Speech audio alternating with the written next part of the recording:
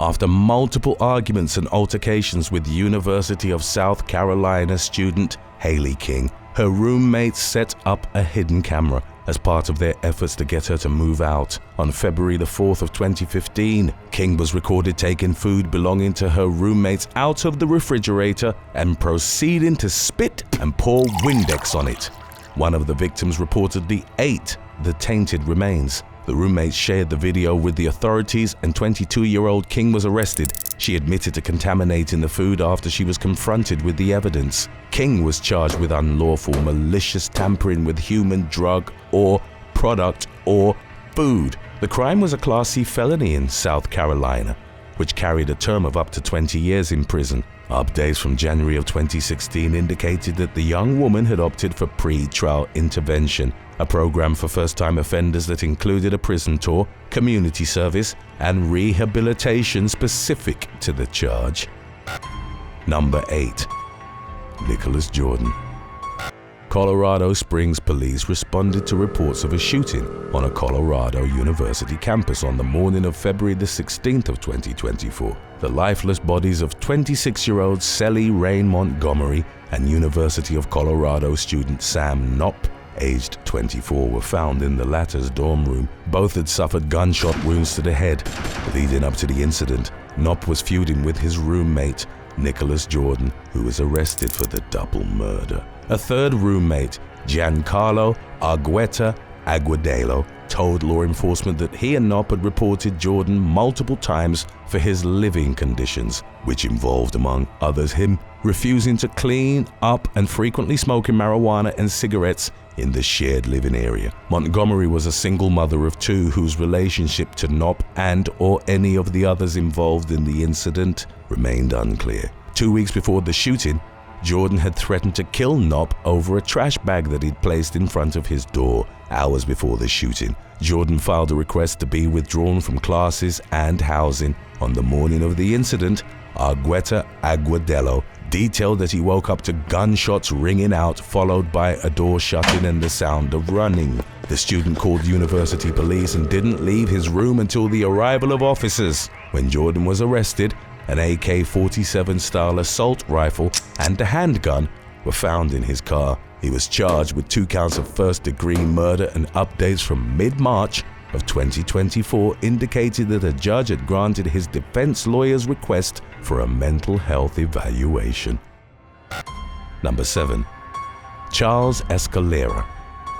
On February the 24th of 2024, teenager Josiah Malachi Kilman was found unresponsive in his dorm room at Campbellsville University, a private Baptist college in Kentucky. A medical report would later reveal that he'd been strangled to death. The backpack of Charles Zeke Escalera, containing his laptop and identification, was discovered by law enforcement in Kilman's room. Escalera and the victim were both on the university's wrestling team and lived in the same dorm building. As the authorities traced his movements, Escalera was caught on CCTV stealing clothes and changing in a Walmart. Roughly 17 hours after the body's discovery, he was arrested after a resident found him hiding in a hay barn on their farm.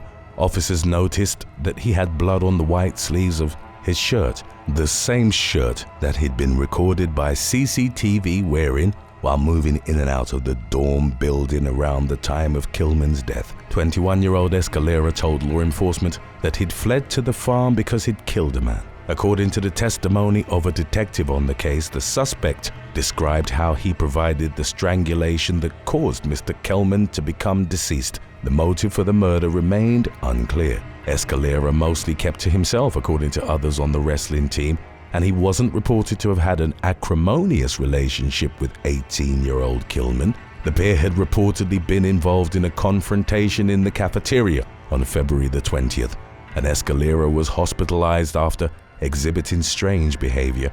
He was released that same day, but it remained unclear if the discharge had occurred against medical advice. As of the latest updates on the case, Escalera was held on a $2 million bond on the charges of murder and burglary. He appeared in court via Zoom in early March but didn't speak, and a not guilty plea was entered on his behalf. Number 6. Sophia Rosen.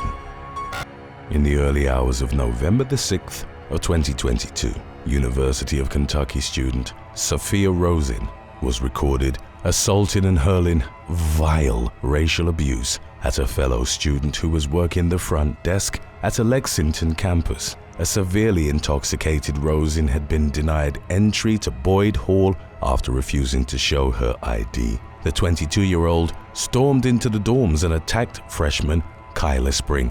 She kicked, punched, and bit Spring's arm. During her onslaught, Rosen called her ugly and the N-word numerous times, while at one point telling her to do her chores. While arguably given every reason to lash out, Spring only defended herself from the other students' strikes and didn't engage her verbally. Rosen's tirade lasted roughly 10 minutes, and the video of it went viral. When university police arrived at the scene, the young woman told officers that she got special treatment because she had lots of money. She kicked and bit the officers as they struggled to restrain her, and even after she was placed in handcuffs, kept shouting and singing the N-word at Spring. The latter subsequently took to social media and impassionately spoke out against the vitriolic attack, and during a march against racism at the campus library affirmed, "You will not break my spirit." In the incident's immediate aftermath, Rosen refused to identify herself upon being taken to the Fayette County Detention Center and was processed as Jane Doe. She was subsequently indicted on charges of public intoxication, disorderly conduct, assault, and assaulting a police officer. The Kentucky Karen, as she came to be known on social media, pleaded not guilty to all her charges. Rosen subsequently dropped out of school, was forbidden to re-enroll at UK, and permanently banned from the campus. A criminal case was ongoing as of late 2023. Number 6. Kaylee Ann Sawyer. 23-year-old Kaylee Ann Sawyer, a student at the Central Oregon Community College, or COCC, called her boyfriend to pick her up just past midnight on July the 24th of 2016 after she'd attended a bachelorette party in Bend. Cameron Reemhofer, Sawyer's partner of 2 years, then argued with the young woman in the parking lot of their apartment complex, which was close to the college campus. Reemhofer briefly went inside the building, but upon his return, found that Sawyer was gone. It was subsequently revealed she had accepted a ride from campus security guard Edwin Lara, then in his early 30s. Investigators determined that Sawyer, who was intoxicated at the time, believed she would be safe as Lara's uniform closely resembled that of a Bend police officer. He was on duty and driving a campus security SUV complete with plexiglass separating the front and back seats and auto-locking doors. After trapping Sawyer inside the vehicle's cage, Lara drove her to a secluded area where he abused and then bludgeoned her to death. The woman's body was found days after she'd been reported missing off Highway 126 in the Dry Creek area of Redmond. A key break in the case came from Lara's wife, Isabel. The woman, who'd recently become a police officer in Bend, reported her husband had told her he'd accidentally struck Sawyer with his patrol vehicle before driving off from their home. A search of the residence produced the student's purse and shoes, as well as a blood-stained rock, later established as the murder weapon. The police also found a clump of hair and blood on Lara's work boots. By then, however, he was already in the early stages of an interstate crime spree, lasting from July the 24th to the 26th. He first carjacked and kidnapped a young woman in Salem. With her in tow, he shot a man in the abdomen at a motel in Eureka, California, after he'd refused to surrender his car. Lara walked to a nearby gas station and carjacked another vehicle, kidnapping its 3 occupants at gunpoint and telling them he had an urge to kill. He then dropped them off on the side of the road and drove southbound with his Oregon victim. Lara was ultimately arrested after a chase with Californian law enforcement. Following his apprehension and trial, the former campus security guard was given 2 life terms, one for Sawyer's murder and the other for the crime spree. Number 5. Ali Costello. In July of 2019, a student at the University of Mississippi was murdered by her former lover, and her body was subsequently discovered at a lakeside camp near the Oxford school. According to her friends and family, 21-year-old Ali Costello had been looking forward to her senior year. the marketing major had founded a running and a golf club and was excited about returning to them. She'd been infrequently dating classmate Brandon Thiesfeld, who was also in his early 20s. According to the evidence gathered by investigators, in mid-April, Costa had texted Thiesfeld that she might be pregnant and sent him a photo of an inconclusive pregnancy test. The man told her that becoming a father at his age would ruin his life, but Costa insisted they meet and discuss the situation. Over the next few months, however, they only talked online. On July the 12th, Thiesfeld traveled to Texas and retrieved his father's .40 caliber Glock 22. He posted a photo of the handgun on social media, captioning it, "Finally taking my baby back to Oxford."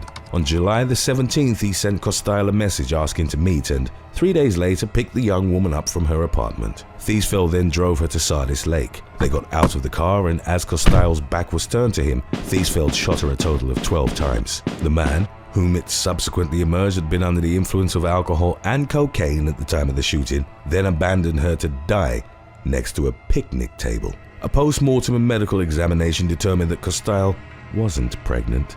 Roughly 48 hours later, Thiesfeld was arrested at a Memphis gas station with the murder weapon still in his possession. He pleaded guilty to first-degree murder and was sentenced to life in prison. Number 4. Ruth George.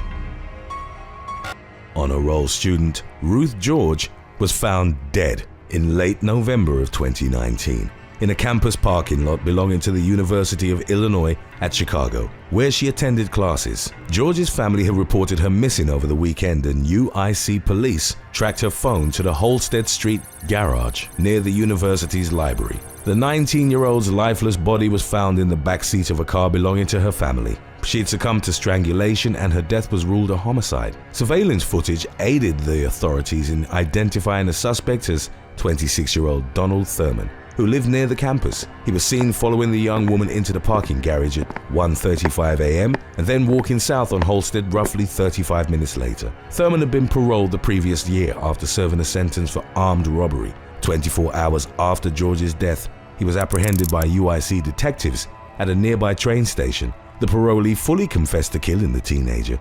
It was revealed that he'd catcalled her and then grown frustrated by her lack of response. Thurman followed George into the garage and continued trying to talk to her but got no response. He then came up from behind and put the young woman in a chokehold. He dragged George in the back seat of her car, abused her, and then strangled her to death with his bare hands. In the aftermath, Thurman was formally charged with first-degree murder and aggravated assault. Number 3. Alexander Wyatt Campbell. 2 unarmed campus security guards were shot and killed at Bridgewater College in Virginia in February of 2022. The learning facility went into lockdown in the immediate aftermath, and officials alerted students to the presence of an active shooter on the Shenandoah Valley campus. The suspect was taken into custody nearly 40 minutes after the incident and identified as Alexander Wyatt Campbell, aged 27, a former track star at the Liberal Arts School. He'd waded through the North River and onto an island where he was apprehended. Campbell was found to have sustained a non-life-threatening gunshot wound, but officials didn't disclose if he'd been shot by officers or if it had been self-inflicted. The incident unfolded after John Painter and J.J. Jefferson, aged 55 and 48 respectively, had confronted Campbell at around 1:20 p.m. after he'd reportedly been acting suspiciously near Memorial Hall on the campus. A brief interaction followed, in the course of which the former student opened fire, killing Painter and Jefferson. The inseparable pair were nicknamed the Dynamic Duo and were beloved by students, faculty, and staff. Painter had actually been Jefferson's best man in his recent wedding. Campbell, who dropped out of Bridgewater in 2017, had been banned from entering the campus and had previously been charged with trespassing for not keeping his distance. He was charged with 2 counts of capital murder, 1 count of first-degree murder, and 1 count of using a firearm in commission of a felony. On April 2nd of 2012, an armed man walked onto the campus of Oikos University, a Korean Christian college in Oakland, California. 43-year-old former student Won L. Go had been asked to leave the school a few months prior, reportedly because he had disciplinary problems. He was angry at the students who'd allegedly mistreated him and with the administration because it had denied a prorated tuition fee reversal on his payment. Undetected by the campus's security, Go had carried a 45 caliber handgun and 4 fully loaded 10-round magazines into a classroom. He then stood up while a nursing class was in session and ordered those present to line up against the wall. Goh opened fire on them, killing a professor and 6 students ranging in ages from 21 to 53. 3 others were injured, and Goh continued firing shots as he fled the campus. He drove off in a car belonging to one of the victims, but a few hours later surrendered to the authorities. Goh subsequently apologized for the shooting and claimed that he didn't remember much of it. A competency evaluation would determine that he was unfit to stand trial. He'd been suffering from paranoid schizophrenia for at least 10 years and couldn't cooperate with his public defender because he didn't comprehend the criminal justice system. Goh was confined to a mental institution and in 2015 asked for the death penalty. Both the defense and the prosecution were unsure if the request stemmed from guilt or if Goh still suffered from delusions associated with his condition. 2 years later, he pleaded no contest to the charges related to the shooting and was sentenced to 7 consecutive life sentences plus 271 years in prison, all without any possibility of parole. 25-year-old Erin McAuliffe, a North Carolina math teacher, was charged with 3 felonies on May the 5th of 2017. She'd allegedly been involved in inappropriate relationships with 3 different students. At Rocky Mount Preparatory School, school staffers reported the incidents to the police the day before McAuliffe's arrest, and she was released from Carteret County Jail after paying a $20,000 bond. After the scandal became public, acquaintances of the former teacher began posting risque pictures of her online, criticizing her outfits during hearings. Number 10. Carrie Heath. 35-year-old Carrie Heath of Fort Worth, Texas, fatally shot his neighbors, Daniel Derek Harros and Philip Michael Evans. On October the 23rd of 2016, Heath, a middle school teacher, had been at a neighborhood Halloween party when he attacked the 2 25-year-old men, seemingly without provocation. A witness called 911 and reported the shooting, identifying the suspect by name. But police didn't arrest Heath until the following day, as he was walking toward his car in the school's parking lot. Students interviewed by detectives had said Heath had acted normally during class. His wife Tiffany was arrested 3 days later, having been accused of cleaning the blood off of the murder weapon and hiding the rifle magazine underneath her bed. Carrie was ultimately sentenced to life without parole, while Tiffany was sentenced to 6 years of supervised release. Upon successfully adhering to the conditions of her probation, the case against Tiffany was dismissed and her criminal record was expunged. Number 9. Dawn Lewis. Hello. Hello, is the patient breathing? No, I don't know. I haven't touched him. Okay, what's the address of the emergency, please? Pearl Street. In what town or city? In Glastonbury. Okay, and I just need you to repeat that address for me so I know I have it right. Pearl Street. Okay, what number? Okay, just tell me exactly what's happened. Right, I don't know really what happened. He's a lodger. I wanted him out. Yeah. I said no. I went to the door. He stabbed me in the leg. I took the knife off him. I stabbed him. He fell down the stairs. I stabbed him again because he was trying to take a knife off me. And he's there. I called you. Okay, all right.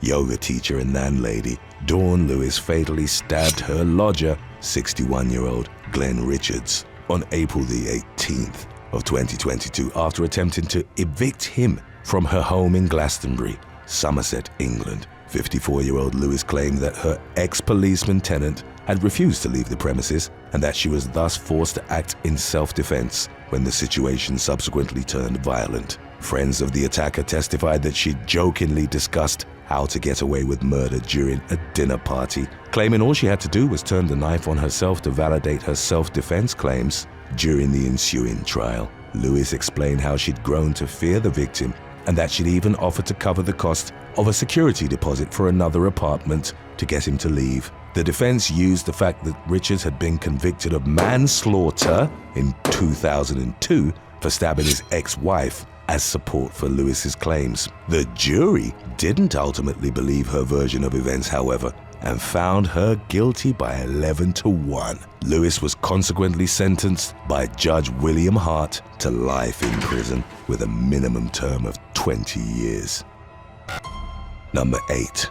Sophie Hunter Brown. 30-year-old teacher Sophie Hunter Brown was arrested in November of 2015 for shoplifting from a store in Aberdare, Wales. Hunter Brown, who appeared on the British competition series Come Dine With Me, was caught stealing items from an Asda supermarket on more than 4 separate occasions between April and July of 2014. The suspect used the self-service checkouts but would pull her bank card out of the kiosk before she was charged for the purchase. A picture was posted in the store staff room to warn shop assistants of her recurrent behavior. Authorities were eventually contacted after she was caught red-handed. Hunter Brown was given a conditional caution after admitting that she'd stolen the items. She attempted to justify her actions, telling police that she couldn't afford to feed herself. When questioned by the Education Workforce Council, however, she denied the accusations of theft outright, explaining it had been an innocent mistake. The council decided not to fire Hunter Brown, instead adding a reprimand to her record, which could be removed after 2 years of good behavior. Number 7. Kathy Bennett and Angela Nolan.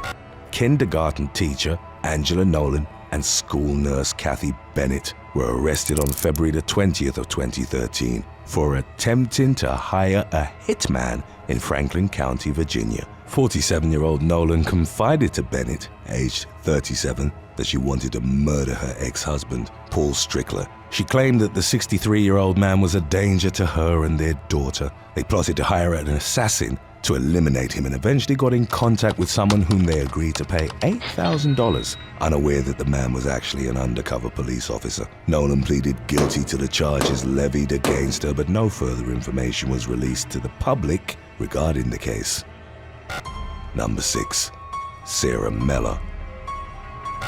Illinois high school teacher Sarah Mela, aged 30, killed her husband, Mark, on October the 15th of 2016 while the couple was on a camping trip. The 31-year-old victim had allegedly been suffering from mental health issues in the months prior to the incident. When Mela attempted to return to their Bloomington home after an argument, her husband became aggressive and she stabbed him once in the chest, killing him instantly. She was charged with first-degree murder and faced 20 years in prison as punishment. However, due to mitigating circumstances, Mela was offered a plea deal which would reduce the charge to second-degree murder. Jerry Andrew, the victim's mother, testified during subsequent court hearings, asking the judge to give Mela a light sentence, recognizing that she'd acted under duress. Carrie Busick, a friend of the couple, told authorities that Mark had recently been behaving irrationally and would routinely overact to seemingly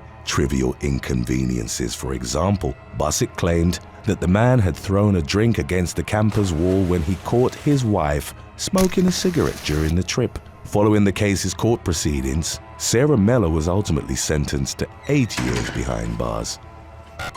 Number 5. Katherine Lyn Coffee.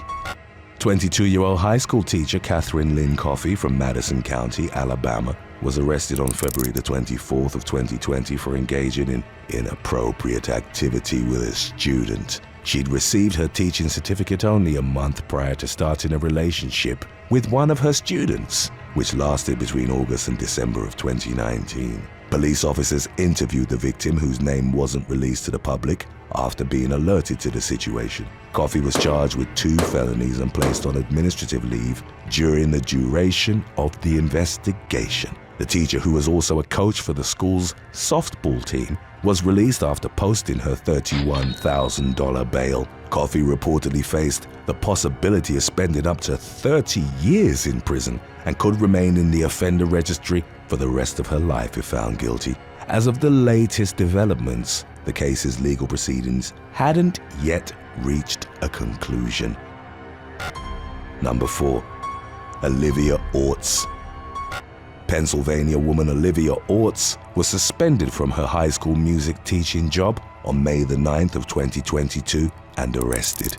for having an intimate relationship with one of her students. The 26-year-old woman's husband, who worked for the music department as well, discovered evidence of the illicit activity on Orts' iPad. According to the husband, there were over 100 inappropriate messages between Orts and a female student, exchanged via Spotify chat. He immediately reported his wife to the police as well as school administrators. The victim, who was subsequently interviewed by detectives, admitted to visiting the teacher's home, where they engaged in intimate physical contact. Orts, who directed the school's choir, initially refused to turn herself in and even sang in a concert before she finally surrendered the following day. The student refused to stop communicating with Orts, telling the police that they were in love, while the Wilmington Area School District suspended the teacher as the investigation was getting underway. Subsequent reports indicated that she ultimately resigned from her post. Number 3. Victoria Farish Weiss.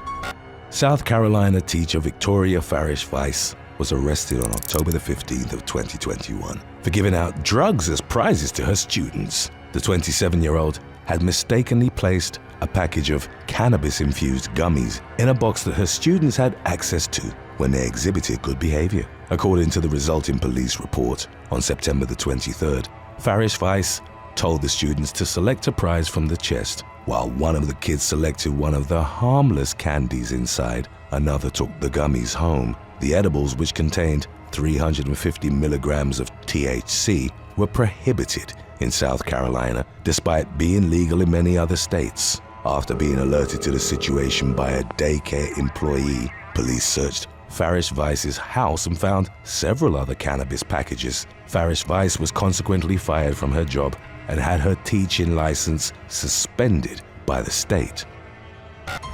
Number 2. Eric Rosenbrook. Eric Rosenbrook, a 35-year-old teacher from New York, accidentally killed his wife while cleaning his handgun on November the 15th of 2018. The man, who legally owned the weapon, was performing routine maintenance on the gun when he inadvertently discharged a bullet which struck his 24-year-old wife, Ashley. She was taken to Saratoga Hospital, but she was pronounced dead upon arrival. Dr. Michael Sikorica, who performed the autopsy, corroborated Rosenbrook's version of events, confirming the young woman's death had been an accident. Police interviewed the suspect on 2 different occasions, and although he wasn't initially charged for his wife's death, he did eventually face legal repercussions. The school district's superintendent, Lynn Rutnick, and the principal of the high school where Rosenbrook worked, Francis Cossa, released a statement referring to Ashley's death as a tragedy. They also assembled a crisis team to provide assistance to students who needed it. In 2019, Rosenbrook pleaded guilty to criminally negligent homicide as part of a plea deal with the prosecution, receiving a 5-year probation sentence. He was allowed to keep his job while the school board evaluated whether or not to revoke his teaching certification. Number 1. Laura Elizabeth Whitehurst. High school teacher Laura Elizabeth Whitehurst was arrested on July the 1st of 2013, accused of engaging in intimate relationships with 3 students in Redlands, California. Whitehurst reportedly began a relationship with one of her victims after telling him that she'd dreamed about kissing him, and was intimate with another student, both in her classroom and in her car. The 28-year-old teacher was charged with over 41 counts of copulation with her students. Police were alerted to the crimes by the mother of one of the victims, who admitted to having engaged in a year-long relationship with his teacher. Although Whitehurst initially denied any wrongdoing, she eventually admitted that the baby she'd given birth to on June the 18th of 2013 had been fathered by one of her students, and agreed to plead guilty to 6 of her charges. The prosecution dismissed the rest of the allegations as part of the deal. Whitehurst was sentenced to 1 year behind bars as well as 5 years probation. She will remain on the offender registry for the rest of her life, and was also ordered to undergo counseling as part of her sentence. Thanks for watching.